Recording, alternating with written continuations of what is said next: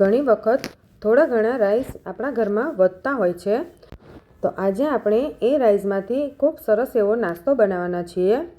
તો ચાલો આ નાસ્તો કેવી રીતે બનાવવો એ જોઈ લઈએ. એના માટે એક મિક્સર જારમાં આપણે 1 કપ બાફેલા રાઈસ લીધા છે. આ રાઈસ બપોરે વધ્યા હોય તો તમે સાંજે પણ બનાવી શકો છો, અને સાંજના વધ્યા હોય તો સવારે પણ બનાવી શકો છો. પછી તેમાં અડધો કપ સૂજી એડ કરી દેવાનું અને 1/4 કપ જેટલો બેસન એડ કરી દઈએ. સૂજી તમે નાની મોટી કંઈ પણ લઈ શકો છો. પછી આપણે તેમાં 2 લીલા મરચાં અને આદુનો ટુકડો એડ કરી દઈએ. લીલા મરચાંનું પ્રમાણ તમારે કેટલું તીખું ખાવું છે એ પ્રમાણે વધારે ઓછું કરી શકો છો. અને જો તમે લસણ ખાતા હોય તો આની સાથે જ આપણે અત્યારે 2 કપ જેટલું લસણ પણ તમે એડ કરી શકો છો.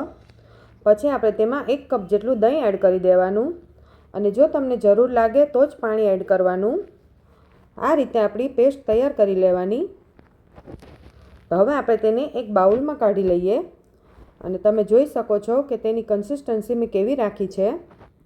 પછી તેનો સ્વાદ એકદમ વધારવા માટે આપણે અડધો કપ લીલી મેથી લઈ લઈએ. અત્યારે મેથીની સિઝન ચાલે છે, એટલે લીલી મેથી એડ કરશો તો ખૂબ જ સરસ લાગશે.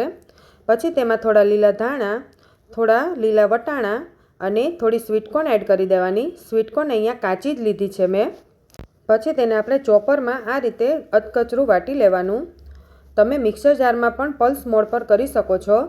પછી મીઠું સ્વાદ પ્રમાણે એડ કરી દઈએ, અને સારી રીતે બધા જ વેજીટેબલને મિક્સ કરી લઈએ. અહીંયા વેજીટેબલ તમને બીજા પસંદ હોય તો એ પણ તમે એડ કરી શકો છો. પછી 1 ચમચી જેટલું તેલ એડ કરી દેવાનું, જેથી અંદરથી પણ એકદમ સરસ ખાવામાં સોફ્ટ લાગે. બધું જ સારી રીતે મિક્સ થઈ જાય પછી આપણે તેમાં અડધી ચમચી જેટલો બેકિંગ સોડા એડ કરવાનો. તમે ઈનો પણ એડ કરી શકો છો. બેકિંગ સોડા એડ કર્યા પછી સારી રીતે મિક્સ કરી લેવાનું, જેથી બેટર આપણું એકદમ સરસ ફૂલાઈ જશે. અને તેને આપણે સ્ટીમરમાં મૂકવાનું છે, અને ઉપરથી થોડો લાલ મરચું પાવડર સ્પ્રિંકલ કરી લેવાનું. પછી આપણે તેને 7 થી 8 મિનિટ માટે સ્ટીમ કરી લઈએ. 7 થી 8 મિનિટ પછી જોઈએ તો આપણો જે ઢોકળા જે બનાવ્યા છે એ ખૂબ સરસ ફૂલાઈ ગયા છે અને ચડી પણ ગયા છે. થોડા ઠંડા થાય પછી આપણે તેને આ રીતે ચોરસમાં કટ કરી લઈએ. અને આ રીતે તમે તેલમાં બોળીને અથવા ચટણી સાથે પણ ખાઈ શકો છો, તો પણ ખૂબ સરસ લાગશે.